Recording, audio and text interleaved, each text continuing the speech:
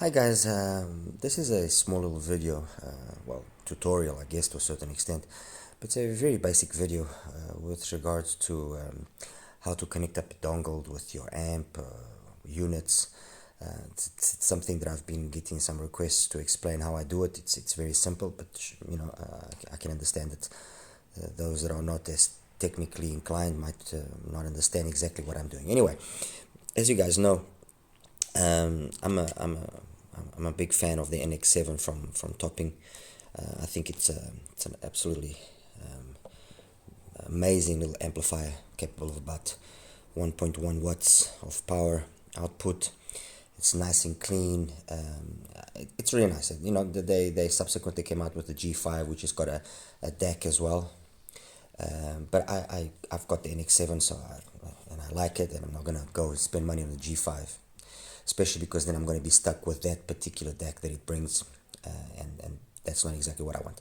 Anyway, the NX7 is a power amp only, and what I've been doing now for a while is with some of my dongles, or with all of my dongles, I connect the two up, and the connection is really very simple. Excuse me, forgive me, I'm a little bit on the sick side. If you look here on the front side, there we go. We got the outputs for the 4.4 and 3.5, which, by the way, they are all single-ended because that doesn't have balanced output. And then you got here the input for the signal. Okay, so it says the in. That input, okay, you're going to take it and you're going to take your dongle, whichever one it is, Panon, Cayenne, whatever it is, you take it. I'm just going to take here the Panon, for example. Okay, and the Panon has got a 4.4 and a 3.5 output. You connect it to the 3.5 output. Okay, that's it. And then you take connection that it has and you hook it up to your phone, and that's it. It's done. It's all hooked up. It's all connected. You now connect your headphones over there, and that's it. It's as simple as that. In terms of the volume, what I do is I max out the volume on the phone, and I usually also, there we go, and I usually also almost max out the volume on the dongle. I'll take it about, maybe, if I can feel it steps, I'll take it 2 or 3 steps before maximum. Okay, sometimes you can feel a change, a slight change in the output right on that last steps, but it's very seldom. Anyway, that's what I do. So I basically max out the volume on the phone, and I max it out here, and I do all the volume controlling through the volume knob of the amp. Obviously, if you don't have an amp with a volume control, then you do it differently. However, there's also some cases where, for example, the case of the Runabout, or the 2RA from Venture Electronics, it has the peculiarity of having a 4.4 input. It doesn't have a 3.5, it's a 4.4 input for the signal. And what I then do is, in that case, I take it, and instead of connecting it to the 3.5, I connect it to the 3.4. To the 4.4. And that's it. It's as simple as that.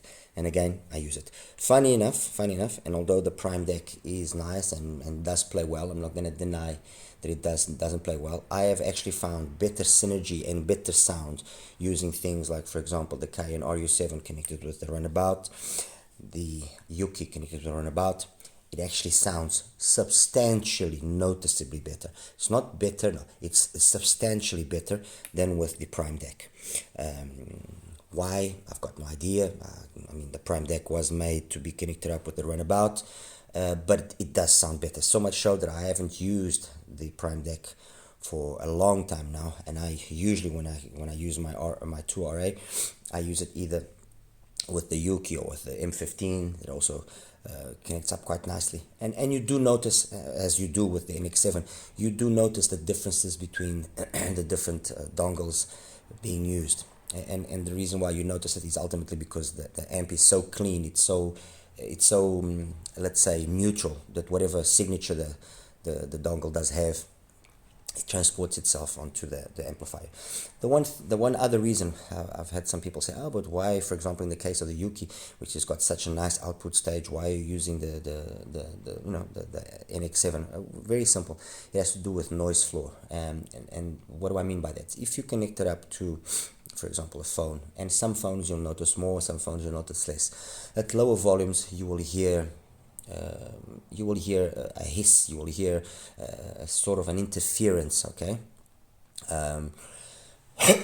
If I connect it up with the NX7, whatever dongle it is, that interference, that hiss disappears automatically, and that's why I prefer. For example, on the RU7, it has a circuit which, the moment it doesn't have any signal, it kind of basically puts it in a dormant state, so you don't hear that.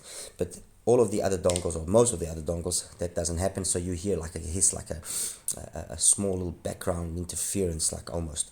And that's the reason why I use it, and also because of I've got a little bit extra power here. Not that I'm going to be driving my earphones to the maximum, or the dongles won't be able to handle it. They will, but I just feel very much like in home audio, that if you got more power, you got more headroom again in terms of what the amplifier is putting out, being at a lower volume level. You keep everything low in terms of distortion and everything that happens. So I prefer to let's say apparently overdrive, which I'm not, because I'm obviously not cranking it up, but I prefer to apparently overdrive an earphone and guarantee that I'm getting as squeaky clean a signal as I possibly can, than to have an amplifier, or in this case have the dongles sometimes at 70 or 80% of what they can output, where they just are, I mean, in my opinion, not as efficient as maybe an NX7 working at 20% of its ability. All right. Anyway, guys, I hope that was. Oh, by the way, just a quick thing before I let you go. This cable here, if you notice, it's divided between power and the actual signal. And I use this cable a lot of the times as well. Why? Because I prefer to power the dongle separately from the phone or from whatever source I'm using it. So I usually do this. I power the dongle, so I've got a nice solid source of power there, and it's not draining my phone, and then I connect it to the phone or whatever that I'm using as a source. All right. Anyway, I hope this was helpful. I mean, it's a very simple video, like I said, but I hope that will clarify any doubts that are out there. All right. You take care now. Bye-bye.